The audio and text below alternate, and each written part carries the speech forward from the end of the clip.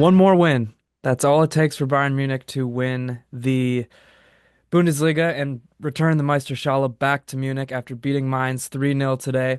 Chelsea also won. Awesome win for Chelsea, 1-0. Welcome back to the Always Bayern Chelsea show, everybody. Saturday, April 26th, as we record this, fresh off of two hot, spicy victories for Bayern Munich and Chelsea. Jim, how the heck are you? Yeah, I'm brilliant. Two awesome victories today. Rare that we get back-to-back matches on the same morning. So it's a great feeling and vibes are high. I did not catch all of the Chelsea match myself. Was out celebrating a dear friend's birthday last night, so the wake up call was a little too early. Slept through it in the beginning. Yeah, understandable. It was a early game for Chelsea. We might as well start there. I don't have much to say. You made the correct decision.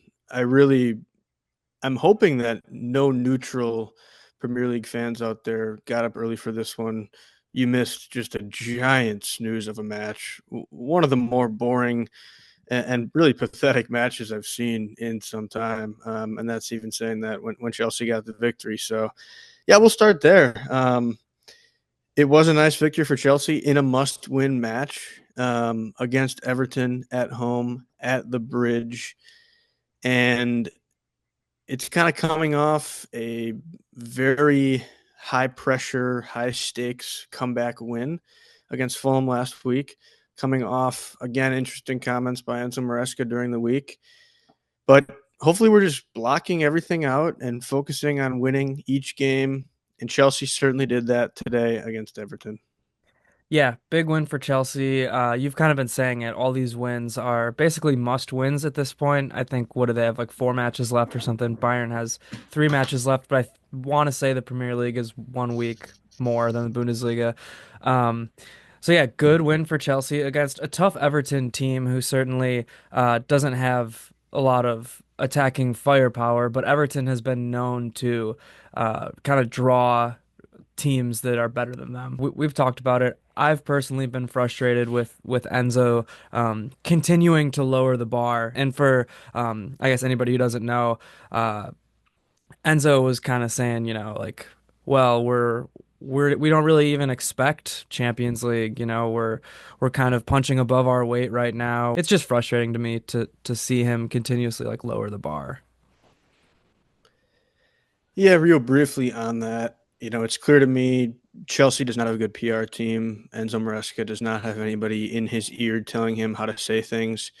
I think at this point, there's not an English language barrier for the things he's saying, seeing that he said it so many times. But the part that's frustrating to me is he keeps talking about how they haven't been in the top four the last 2 years. Yeah, completely fair. Fine. Last 2 years have not been that great. If Pochettino's boys would not have gone on a late run, last year would have been a downright dreadful year. I don't care what anybody says. I mean, they went on that late run. You could argue a lot of teams were dead at that point, and they looked great at the end, but that's why they finished sixth. So fair. But now Maresca keeps talking about how, okay, we've been in the top four all year, so we're automatically already in a better spot. I would agree if they really have kind of been in the top four all year, but really it was just the first half. Second half, they're clearly a worse team. And now they've fallen to sixth and seventh in the league. And I don't know if he just doesn't realize that it doesn't matter during the season where you are. It only matters where you are at the end of the season. Um, you know, you could say you're second in December, but if you end seventh, you still don't get to go to the Champions League. So that's just been the weird part to me. Yeah, I mean, ultimately, it's so easy for me as a manager. What you say is we're focusing one game at a time. All that matters is the next game. We got to get the 3 points the next game. That's it. End of discussion. You don't have to say, oh, well, we're doing better than I expected us to do, or I don't know if we really are going to get Champions League anyways. Like, do you want to win? Like, do you want to get Europe? I don't know. Like I said, it's simple to me. You just say we focus on the next game. 3 points. That's all we care about. Yeah, and maybe it doesn't matter what he says because Chelsea did go out and get the 3 points, rolled up to the Bridge with probably their best lineup when they're all fit Could argue Reece James should be in there, but went with Sanchez between the sticks, Caicedo, inverted right back, Chalaba, Colwill, Cucurella holding it down defensively. And then you had Lavia and Enzo kind of holding down your midfield. Really just Lavia with Caicedo inverting there, as I mentioned. And then Neto, Madueke, Palmer, and Jackson up top in the attack. As I said, really kind of your strongest lineup that you have right now. And I thought Chelsea really showed that in the first 45. They quite frankly dominated the first half. Everton maybe had one shot. I'm looking at the stats now. Um, yeah, it looks like actually their one shot was a big chance. I think if that was maybe when Beto had a nice shot for them, but nonetheless, that's all they got was the one shot. Chelsea with five, but felt like they were controlling, making a lot of good passes, but really no end result. I'm trying to think even if there was any moment that Chelsea had. I think Noni had a pretty good shot cutting in with his right foot, actually. And then Pickford made a nice save. Ended up doing that in the second half as well. And Pickford made another save. But Chelsea get a nice goal in quick transition, winning the ball back quickly. Pickford goes long to Beto. Chalaba, who I thought had a really nice day defensively, reaches with his right leg around Beto, picks it clean. Ball falls to Enzo, who first time plays it ahead to Nico Jackson.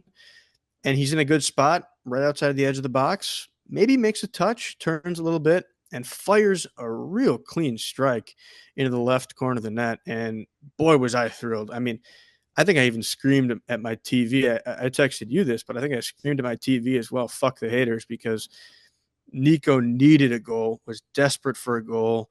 We know him and Cole both are. Maresca mentioned if they're not scoring, they won't make UCL, which I agree with. So, man, you could see the relief on Nico's face. I thought he was actually crying after he scored the goal. Yeah, that's awesome for Nico to get a goal there. Huge, huge, huge for his confidence coming back off of that lengthy injury. So, been back for a few weeks, hasn't been quite himself prior to today, but yeah, awesome for his confidence, and I hope that it continues to kind of lift him up going forward. We've talked about it maybe a little bit on this show, but more over text. I think Nico is a starting caliber player for Chelsea. I struggle seeing him as striker. I think Chelsea needs to get more of a target man kind of striker. I'm biased because that's just what I like more typically is like a number nine who's going to be more of like a target man in the box, and just somebody who's like locked in with his finishing, somebody who's so deadly and lethal with his finishing. But that being said, like Nico is too talented to not start on this Chelsea team, and it's good that he's back and getting a goal. Yeah, to me, Nico will always be a really, really effective striker against good matchups for him. I think if you bring in a second striker that's more of a box nine and plays well against the teams that are doing a low block, then you're going to have two really great strikers in this team. And maybe you can play them both at the same time if you want, or you just switch off. You got a guy who can head the ball and get all these crosses that Neto and Noni and Palmer and Reese are firing in. That's great. That's not Nico's game. And that's fine to me because I think he's shown that he can be super, super effective in the Premier League when the matchup is correct, when he can make runs, the game's a little more open. I think he's a lot better than a lot of strikers at certain things, whether it's making runs, pressing, those types of activities. So it just really, to me, depends who you're playing. Nonetheless, great to see him get the goal. And let's be honest, the rest of the game, nothing happened. Absolutely nothing happened. Dreadful to watch. Chelsea didn't seem like they were putting their best foot forward. Maybe they just wanted to win. Everton, that's just how they play. David Moyes has never won at Stamford Bridge. Everton has not won in the last 30 matches at the Bridge. So really tough to watch the rest of that match. Yeah, I think. it's a little bit of a joke, but I said this is Enzo Maresca's dream, like a 1-0 win against a team like Everton, who, I mean, let's face it, I said it earlier, Everton is just gonna play like this. They're gonna be kind of compact. They're not gonna be super aggressive going for chances. Maybe some shithousery if they, are drawing late in the match and whatnot. So, yeah, I mean, maybe not the most aesthetically appealing match to win, but at this point in the season, you just got to take a win for Chelsea. But yeah, just going back to kind of what you said about Nico, I would love to see like a two striker system, I think, with Nico. I was just thinking about it when you were saying that. Sorry if this is bringing us back instead of taking us forward in this conversation, but I've texted you. I think Hugo Ekitike from Frankfurt would be a great addition to Chelsea. Even maybe somebody like Tell, although who knows exactly what's going on with Tell right now. But I don't know, like a two-pronged. I smacked my microphone. Hopefully that doesn't pick up too loud. A two-pronged like striker system, I think could be really well or could work really well. And like I said, someone like Hugo, who I don't think is mature enough to be the sole piece. I mean, we see it on Frankfurt. Once Marmoush left, Frankfurt is kind of not doing the best. I don't think he's mature enough to be the sole striker, but I think he works so well with somebody else, and I think Jackson could just benefit from a system like that. Yeah, it's fun. I kind of funny because you could say that about Nkunku thinking he'd be a good second striker, and that's never worked. But I also don't think that's really Maresca's thing. I don't necessarily disagree, but we'll see. Kind of what Chelsea decided to build out in the future with this team. I will say, to pivot briefly here, the only other thing really of discussion in this match is the comeback of Romeo Lavia into the starting lineup. And clearly he makes a massive difference for this team. I think he's Chelsea's best midfielder when he's 100% in terms of moving the ball forward. Caicedo, clearly the best CDM in the Premier League in that type of role, what he can do today as an inverted right back. But Lavia, when he can get the ball at his feet and pull the strings, makes this Chelsea team completely different. That's the reason they dominated the first half. He played, I think, 65 minutes. And it's really going to be key if he can be healthy next year. I think it could make all the difference in the world. Do you think that like I'm looking at this Chelsea lineup, and I think it was maybe a little bit more free flowing in practice, but this looks, I mean, Sofa Score has it listed as a different formation. I don't know what it actually was.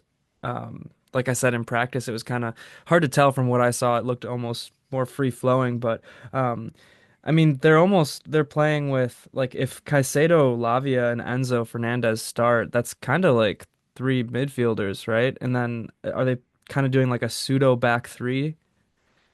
Yeah, that's how Sofa has it, and it's kind of correct. Depends how you put it. I think Maresca would probably tell you it's a back four, but since Caicedo is inverting into the midfield, he adds into that loaded midfield. I noticed they kind of put Neto and Madueke in that wing back. It is kind of how it's set up at times because they're the direct outlets to Chalaba and Cucurella, so it kind of is that way at times. Palmer and Fernandez do get up that high as well, but they also both go deep Drop at the same back. Yeah, time. yeah. So they really just have the freedom to take, if you picture where they are on SofaScore, and then draw a direct vertical line for them, they can just go anywhere in that line. And even Nico was dropping deep quite a bit to get the ball directly from Colwell and Chalaba. So I don't know if it really matters how it's presented. It's, like you said, pretty free flowing. Yeah, I mean that like and even having Neto and Noni like where they are, and you have somebody like Mark who's so influential in the attack, um, that's like how I want to see Enzo Maresca set up his team basically. I don't think um that this Chelsea squad, a lot of these guys should have complete free range, but I think that they should be given more range to wander a little bit against a team like Everton. So, you mentioned you liked the lineup, and I'm looking at it too, and I think it's great. Obviously, you want to see Reece James in there. At least I do, because I just he's my favorite player on Chelsea. Um, but yeah, it was tough to tell in practice. Like I said, I didn't catch the whole match, caught some of it, and it was probably more in that boring portion of the match that you were talking about. So it was, yeah, kind of tough to tell what was going on. But I guess in terms of a setup, I like that. Yeah, and I will say, you mentioned Cucurella. I think he had a super strong match defensively. When you have Caicedo playing your right back, Cucurella does not get up high, as we've seen really the entire of 2025. So that's the one difference, was kind of your traditional left back. If you consider, the back three, he's kind of your left center back. Colwill is the center back. Chalobah right center back. So that's your one difference from what we've normally seen. To me, that's fine. I think some matches Cucurella can do that. Ideally, Caicedo wouldn't be probably used as much as he has been, or maybe you're using Reece James. I'm fine not using Reece James. He came in for Lavia. To me, he has not been sharp. So much as I love the guy, when he's not sharp, yeah, I'd rather play Caicedo at right back. If it's a choice between Caicedo, Lavia, and Enzo, with Caicedo at right back, or Caicedo, Enzo, James with James at right back, I'm choosing the ECL midfield trio. Yeah, I mean, we've talked about it, but I just don't see James the way that Enzo does. I see James as a right back. I don't see him as a midfielder. So, and I get it, like the right backs are inverting into the midfield a lot in this system. So, uh, yeah, it is what it is. But that's just how I see James, and I know that Enzo doesn't because he's said it a million times that he sees him as a midfielder. Yeah, no, I definitely agree, and a bit unfortunate there. FA Cup going on right now. Crystal Palace just took the lead over Villa. For those that have interest out there.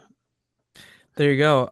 What I was gonna say is for Chelsea's remaining Premier League games, I predicted they beat Everton, then lose to Liverpool, then lose to Newcastle, then beat United, and I think I predicted a draw against Forest.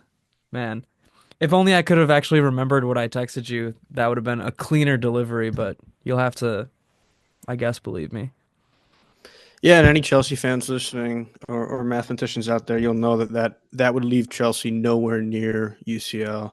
Um, you basically can drop points in, I think, one match, maybe two if you're lucky, depending on how other teams do. Two losses and a draw would be an absolutely dreadful finish. Easily could see it happening. I don't think they're going to drop all the points in both of the Newcastle and Liverpool matches. Liverpool most likely will be winning the league this weekend. I think they must play tomorrow against Tottenham.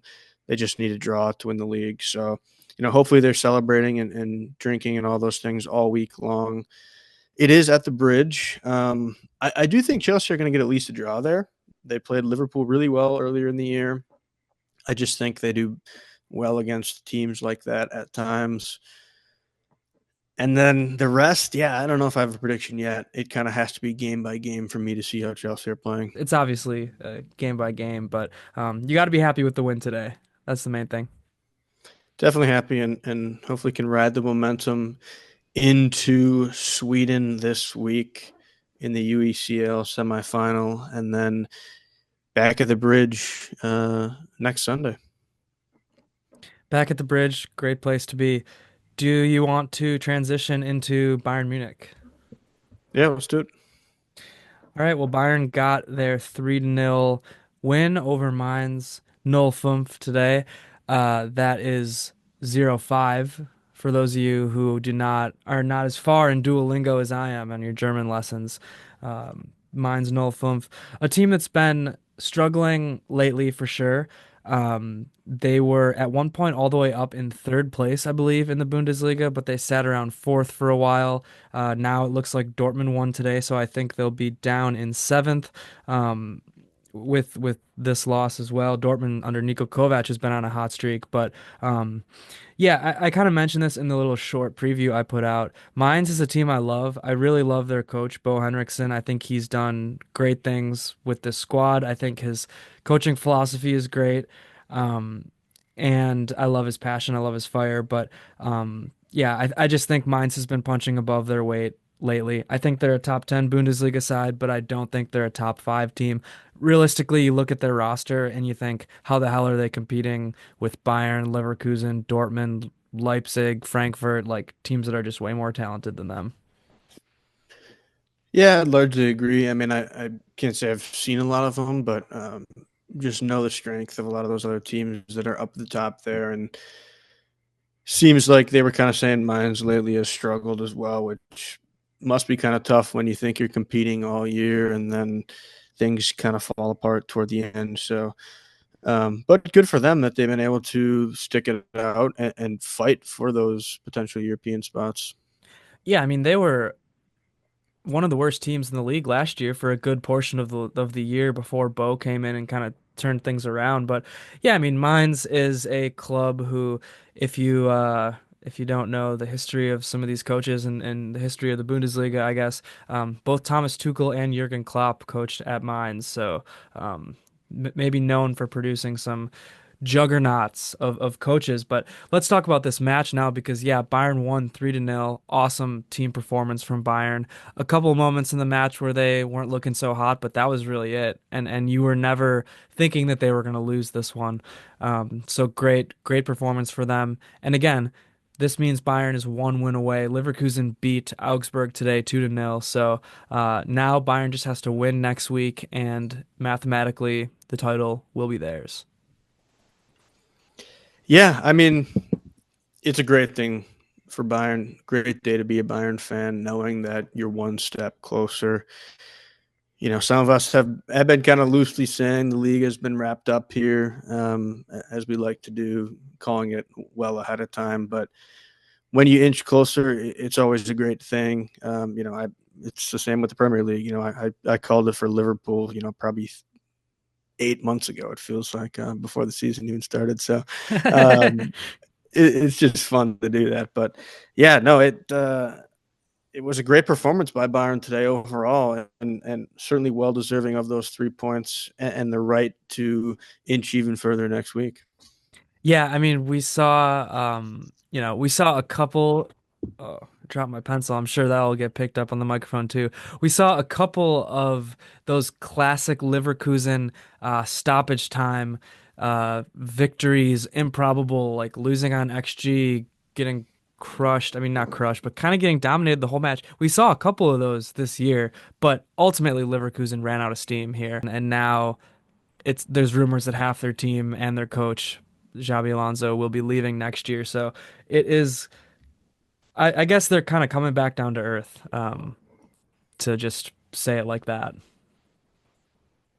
Yeah, they definitely have come down to earth. I mean, in my opinion, they were never going to do it in back-to-back years, especially when you're considering that they're going to go into the Champions League, which not a lot of teams are used to being able to play at such a high level in both the Champions League and the Bundesliga or whatever league you're in. Bayern has done it every season for centuries, so they're used to it. Not all the players, but still, as a team, they're used to it.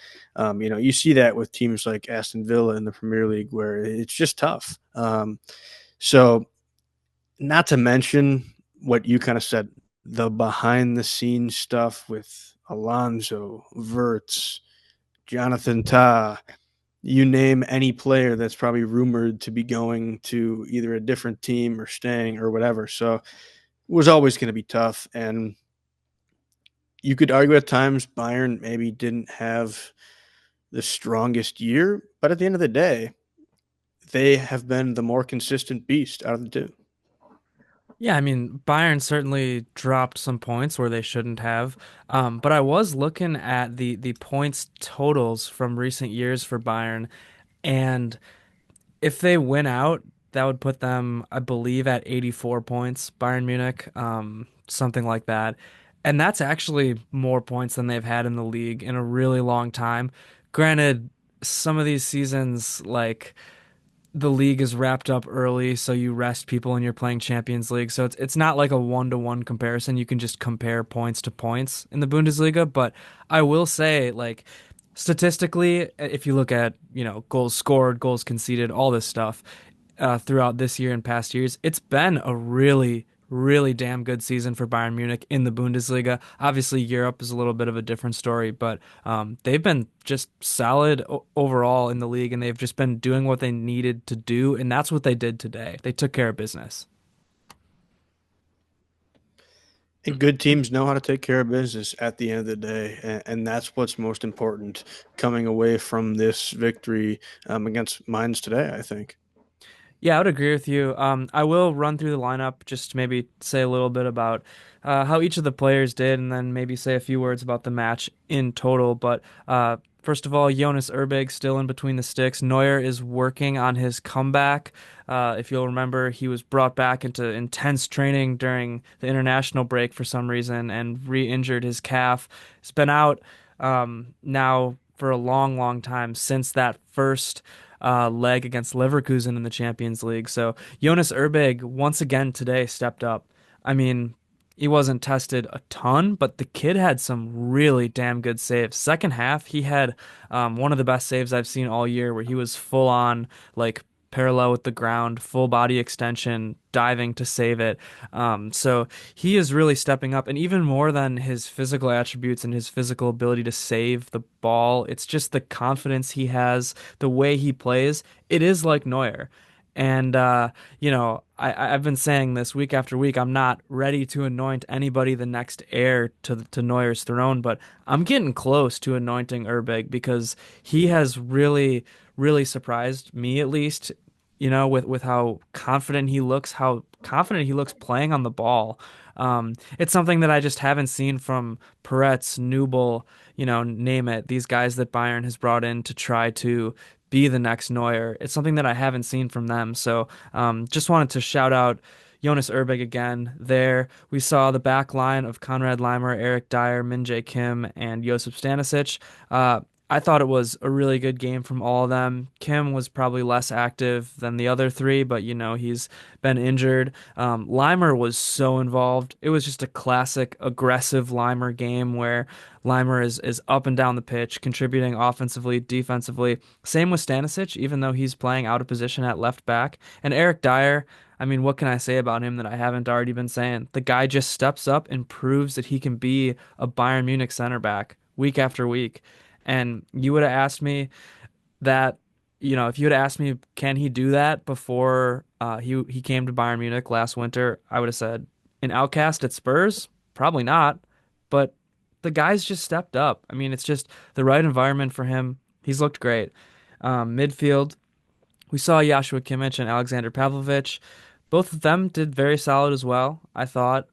Just solid games from both of them, controlling the pace of the match. It's good to see Pavlovich again just getting worked back from injury.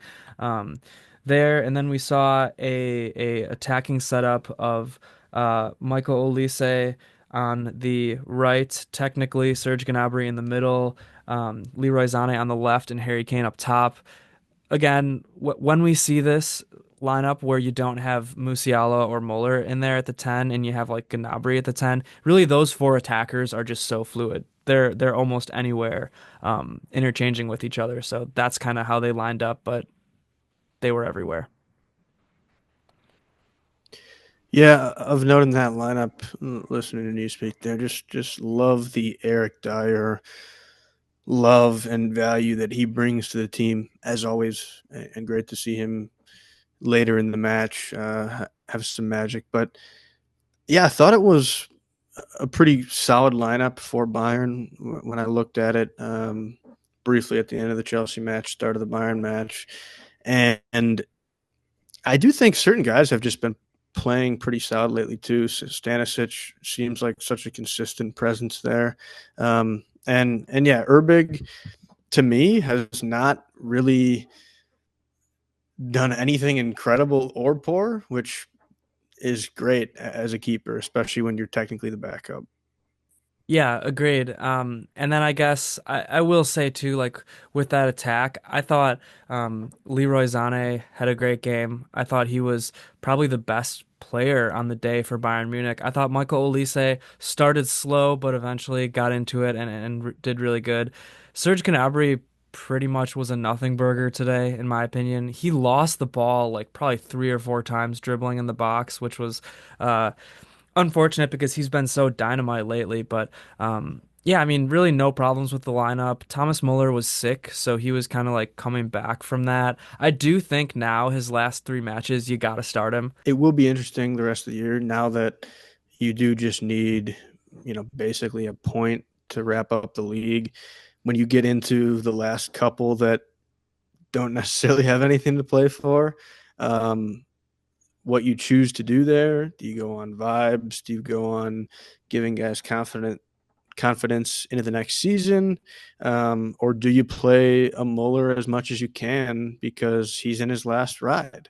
Definitely that last part for Muller, but for the rest, it will be interesting. I think Elise still again has been your most consistent guy outside of Kane and Musiala, who clearly is injured, but those are the two, Elise and Kane, and then besides that, it's really maybe just a time to lock in on who you want for the future. Yeah, and there's also the question of do you play Coman or like Boué or even Gnabry to try to or Goretzka to try to inflate their value and then sell them in the summer. I mean, that's always like something in the back of your mind. But yeah, before we get too far ahead, I just wanted to say I think the match started out, Bayern was kind of sloppy for the first 10, 15, maybe even 20 minutes. Um, and Mainz was pressing very well. Mine's kind of has this solid shape in the back, but then their top couple guys, like led by Burkhart, and then depending on whoever else they throw up at wing, kind of lead the press. Like these three top guys usually, and they were kind of ruffling a few feathers in the beginning. I mean, this would have been my moment of the match potentially until something else happens later, which we'll talk about it. But Burkhardt actually missed a wide open goal that he makes in his sleep. I mean, Jonathan Burkhardt, one of the best strikers in the Bundesliga this season, and he just had an open shot right in front of goal, kind of a defensive breakdown by Bayern, but a nice pass, and he just skied it over the crossbar. So I don't think that, he makes that goal. I don't think that Bayern's in any real danger of losing the match, but I mean, it would have been different. It would have been a little bit nervy for probably a few minutes there. And I just think that like once that miss happened, totally deflating minds. And it's like at the Allianz Arena, you got to make that. You just do if you're Mainz. Yeah, tough to start a match like that if you are Mines, especially when it's a pretty big chance, at that point, if you even look at the picture of it without even seeing the video, you can tell that it was. So I don't know. It's tough because when you're a team going into the Allianz Arena, really your only chance is to get a quick goal. And then when you don't, Bayern can say, okay, we just gave you your chance. Now we're going to dominate you. And that's kind of what ended up happening for the most part. So lucky for Bayern that the early chance didn't go in, but at the same time, they recovered nicely and especially the rest of the first half, I thought played very well. Yeah, I mean, after that chance, Bayern just kind of controlled things, for the most part in that first half. After that, we saw the first goal come in the 27th minute from Leroy Sané. Kind of some chaos happening in the box, but Sané was so patient with the ball and maybe a couple defenders rushing after him. I don't know if Limer technically gets the assist or not. It was listed as an assist for Limer, but then they took it away. Kind of sliding the ball over to Sané in the box through some defenders. Gnabry like starts to go for it and then stops, and then Zane has the ball and like kind of makes a few moves and just buries a nice shot like through the defense. So credit to Zane there, credit to Gnabry for knowing to not go after it, to Limer for essentially setting it up, and yeah, a good team goal and kind of I guess, a weight off your shoulders at that point. It's like, all right, let's go. We got this goal. Yeah, one of those, ticky tacky. Um, not to almost do the chant at the beer hall there, but um, kind of interesting goals in the box there, but good awareness by Leroy Sané. Yeah, so Sane's goal opened things up, and then the 40th minute, Michael Olise made things 2-0 with a good goal. A classic Olise goal, really, cutting in with his left foot and just banging in a shot that was pretty much impossible to save. I believe that Conrad Leimer did register the assist for this one in case he didn't with his first one. He at least got on the score sheet, deservedly so. Yeah, definitely agreed. I feel like that connection's been pretty solid for a long time now. And I was joking to you, does the defender not realize Elise is lefty? Because nice goal, obviously, puts it in a tight corner, but you just can't give Michael Elise that much space. And it maybe doesn't look like a lot of space, but anytime you can get a shot off, it's not blocked by a defender, it's too much space. So well done by Michael there. Yeah, and that's literally his trademark move. Like you know, that's not the only move that he can do, but he doesn't really have a right foot when it comes to shooting, at least. And no disrespect to Michael Olise, because I think he has been one of our best players this season. I think it would be probably between him, Kane, and Kimmich, and maybe you throw Davies and Upa in there, but it's hard because they've been injured during the stretch run. So, yeah, my point is Michael Olise, great player, but yeah, hits that one with his trademark move. Yeah, and it was great for him to get a goal. I think he definitely deserved it. As I keep mentioning, he's been one of your more consistent guys. So anytime he's playing well, I feel like that always reflects Bayern playing well. Yeah, and from there, he really turned things on. I mean, maybe I'm being a little too harsh on him, but I thought he started off the game a little bit slower. But after that goal, it was like either Olise or Zane was our most important player. And oh, I just dropped my notes, but that's okay. Um, because I can talk about this next action of the match that happened just straight from the heart because it's a matter that I consider the moment of the match because it has so many implications past this match. 46th minute, we saw Harry Kane get a yellow card, a whack yellow card, an inexplicable, in my opinion, yellow card, which means that, you know, he has 5 yellow cards now over 32 or 31 Bundesliga matches. And there's no reset of the suspension rule in the Bundesliga, which I just found out that it actually resets after 19 games, which makes sense, in the Premier League. So that's a long-winded way of saying that Kane will not be able to play next week during the match that Bayern Munich will potentially win the trophy, which is just classic for Kane. Yeah, certainly unfortunate. I'm not going to comment too much on the yellow. I've never been a fan of a lot of the yellows that they give out, especially when it's for time wasting or celebrating or talking crap to a ref.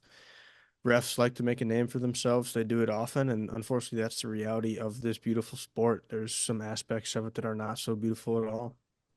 Yeah, and I'll give you a rundown on how it happened too, and you can, you as the listener, or I guess you as the co-host can talk about it if you want. But here's what happened basically. Kane and I think it was Burkhart, but it was actually maybe not. It was a different Mainz player, kind of run into each other. Um, Kane, a foul's called on Kane. Kane gets up and kind of picks up the ball. I think he might have thought that the foul was on Mainz, but either way, Kane gets up, picks up the ball, and like starts to go. And then more Mainz players kind of swarm him and kind of like bang into him, elbow him, try to rile him up a little bit, and he just kind of stands there. And then the ref blows his whistle and cards Kane for time wasting. So, um, just a bizarre card in my opinion. You can't do it. It's sad, as I mentioned, a sad reality of the game, things you have to deal with. Yeah, that's about all I have to say on the matter. It's the story of Kane's career, basically, which is why it's so ironic and sad. And the announcers were saying it's a tragedy. And if you're Harry Kane, it shouldn't matter whether you play or not. I You played agree. most of the season. You were a huge part of it. I can think of plenty of guys who have missed championship moments. One that comes to mind would be John Terry missing a Champions League win for Chelsea. I think Thiago Silva missed the Champions League final for Chelsea. Do we think that they're lesser players for missing? No. I mean, they're obviously a huge part of the team. So I don't know if Kane's necessarily going to care. Could actually be a little nice rest, and then you can celebrate hard because you didn't just play 90 minutes. Yeah, I mean, when you like put it into perspective, half of Bayern's team is injured right now. Upa's not going to be there. Davies isn't going to be there. Musiala's not going to be there. So it's like all these guys who are like Bayern's most important key players aren't going to be there. So it is what it is. But it just is, man, it's just ironic that Kane's first ever trophy, he might not be playing in the match there. But yeah, anyways, back to this match, halftime then on a sour note, and we did see Sasha Bue come on in for Kim Min-jae, who's obviously still just dealing with tons of injuries. So Bue comes in there, I believe, played right back. Limer slides out to left back, and Stanisic slides into being the center back with Eric Dyer. So yeah, I mean, the second half starts, and it's so clear that this back line is getting used to playing with each other and getting used to playing in these positions. Because start of the second half, first 10, 15 minutes after the half was certainly the best minds looked all match. They were putting in shots after shots, and I'm surprised that they actually didn't score one in that time period. Again, I wasn't nervous that Bayern was going to lose or anything, but I just thought that Mainz was going to get one with how they came out after halftime. Yeah, and I think if you look at the stats after two, you'd maybe think Mines would have gotten one. Stat wise, Bayern, I don't even know if they got over 1 XG when I was looking, but I think I they think did. I you'd think it still ended with say, like 1.2 or something, but yeah, not oh, okay. much. Yeah. Yeah, I mean, you'd still say Bayern controlled the match. And, these subs come in. Sometimes you can get a little shaken up and take advantage of that if you're the opponent, especially when you're up, by two. They say that's the most dangerous lead.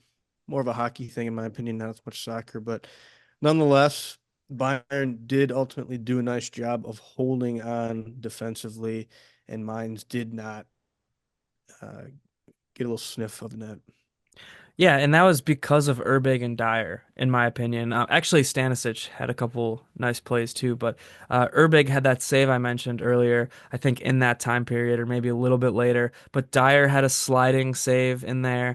Stanisic had a play where it was basically like a one-on-one breakout, and Stanisic like hustled back and like poked the ball away before the Mainz player could get a pass or a shot off at goal. So really just a good effort there from some of these key consistency guys like Dyer, like Stanisic, like Urbig, I guess you could say, because I think, you mentioned it, like Urbig, he hasn't done anything wrong or like necessarily super amazing, but I mean for a kid like that to come in, and you got to remember he's a kid. Keepers don't usually start this young to play like in a Champions League round of 16 in a Champions League quarterfinal and like put up some bang up performances. So yeah, again, I just want to flower Urbig here for a little bit because I think he deserves it for stepping up in a really tough spot. I mean, I don't think a lot of guys could have stepped up and handled the pressure like he did. So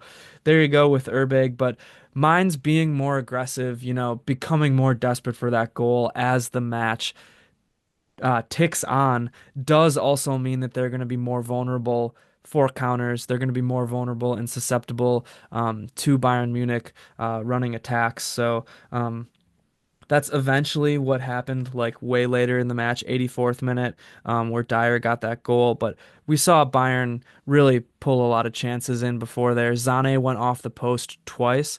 Some really good runs from Zane. He tried to chip the keeper on one of them, which would have been so dirty. I really wish that one would have went in. And the other one was just a fiery 1,000 mile per hour classic Zane shot and just smashed off the post. But a couple of subs to mention, I guess. Coman came on for Gnabry in the 72nd minute. Muller came on for Zane in the 83rd minute. Pavlovic came off as well. Goretzka came on in that 83rd minute. But something to mention is it was Thomas Muller's 500th Bundesliga appearance. So That's just awesome. It's just freaking awesome. Congrats to Muller. Yeah, huge ups to Mueller for that. 500 appearances, it's no joke. I mean, you got to be there for a long, long time. Loyalty, dedication, hard work, and talent all on display to get to that point. So huge for him. And he's going to be a guy that we're probably going to talk about for years and years to come. Yeah, complete legend of the game. Yeah, congrats to Muller there. 84th minute was when we saw the final nail in the coffin of this match, and it was none other than our boy Eric Dyer off of a corner, a great Michael Olise corner. Mines went to sleep for a second, but Dyer puts in a nice header. I mean, he just does. It's Eric Dyer for the win.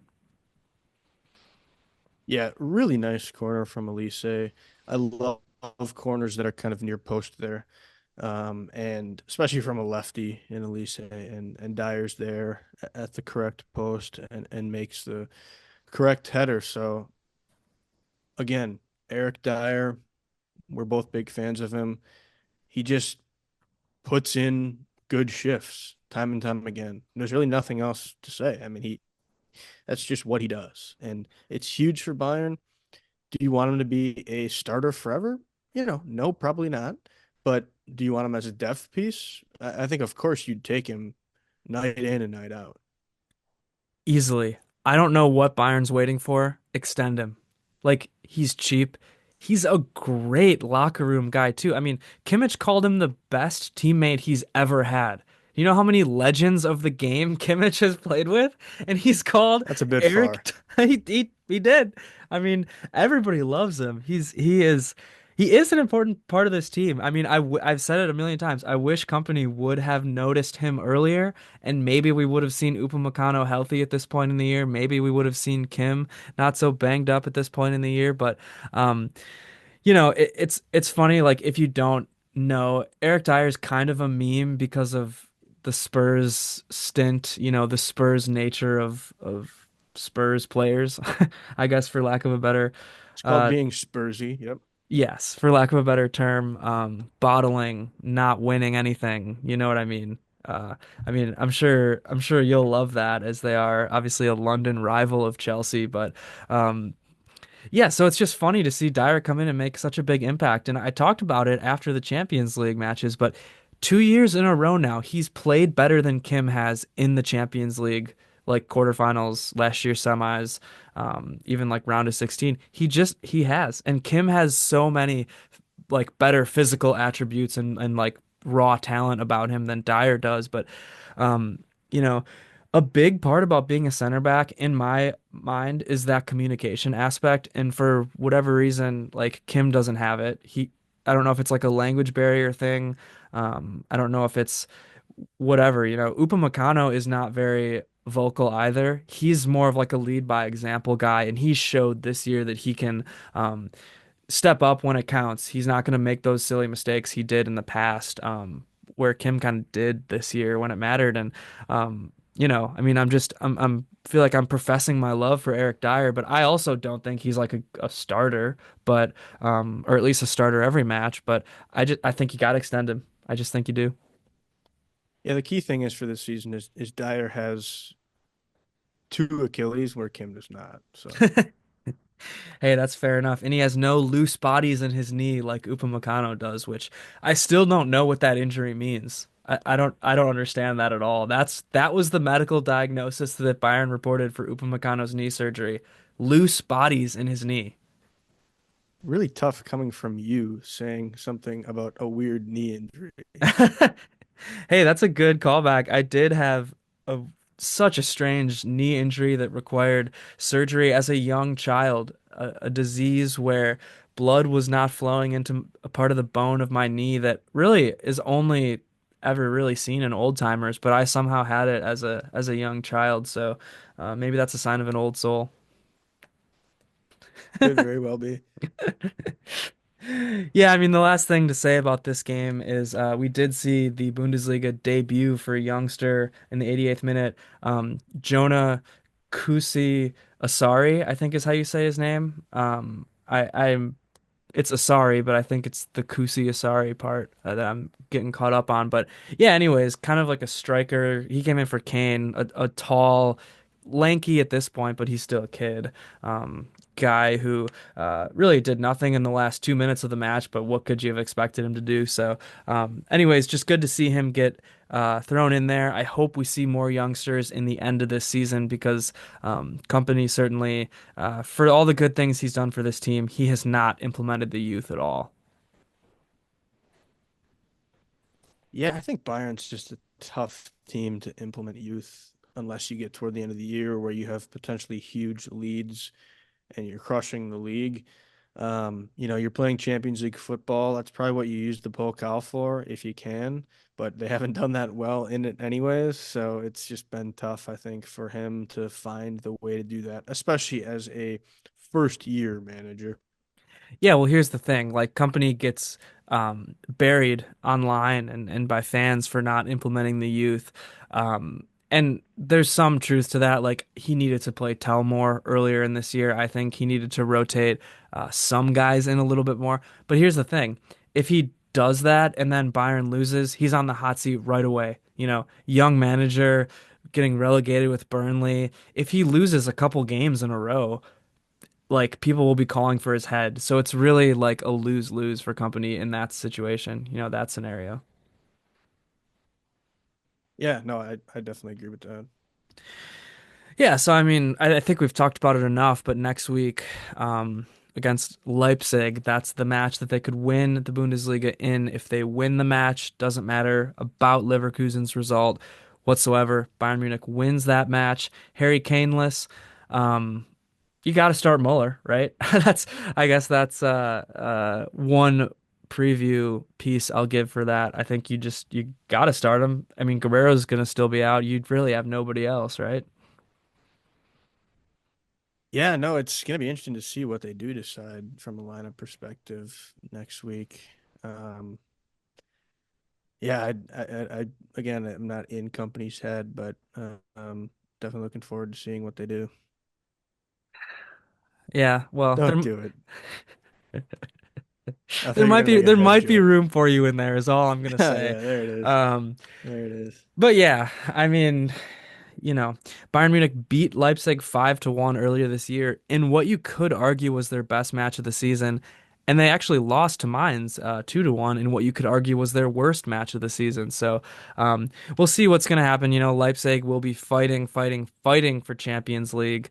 Um, and anything can happen. I hope we win the league. I hope there will be beer showers in Leipzig, that disgusting Red Bull organization. It'd be nice to win it there in their faces. Agreed. Would be awesome for Bayern to do that. Yeah, so I think that's about it for me in terms of Bayern Munich talking points. Do you have anything else to add about Chelsea or the world at this point? Not about Chelsea.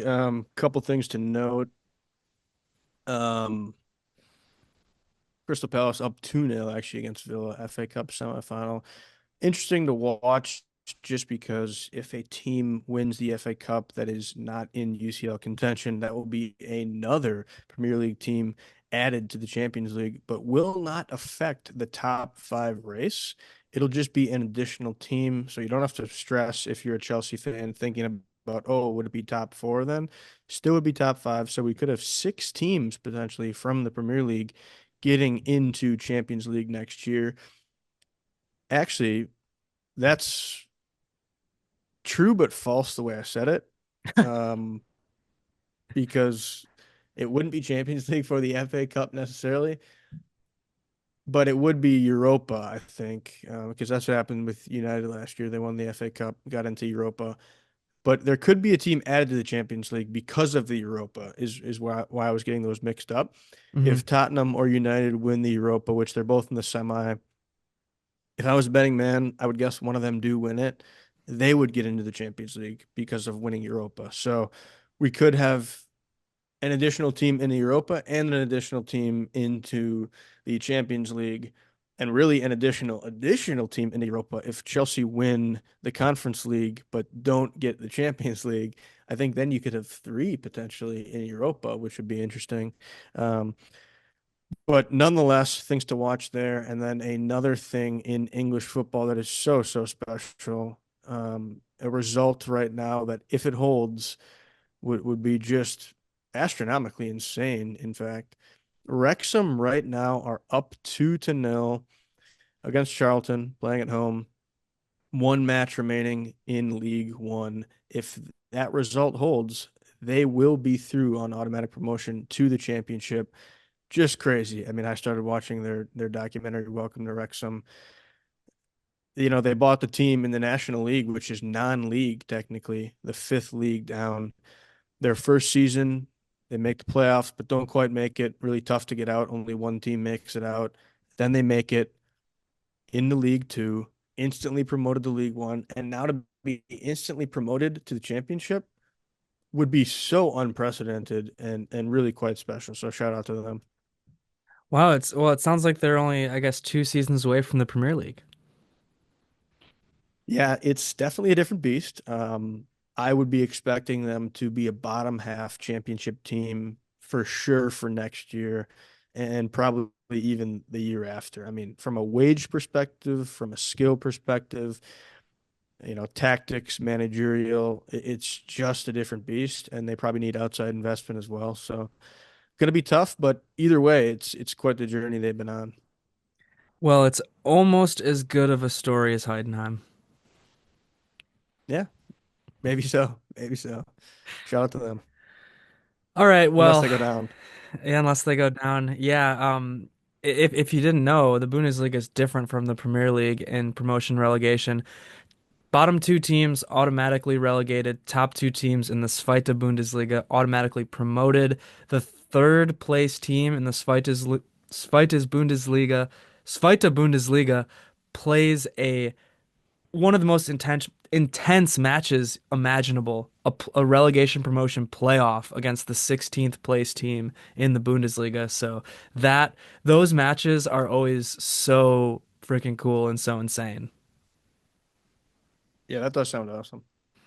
Yeah, so there you go. I will, I think, send us off on that one. Be sure to subscribe to the YouTube channel, always Bayern Chelsea, and be sure to stay tuned because we'll do some sort of celebration if Bayern wins the Bundesliga, and maybe we all can an ice cold uh, beverage, beer. I don't think I get Love it. demonetized for saying that, but I'll say it.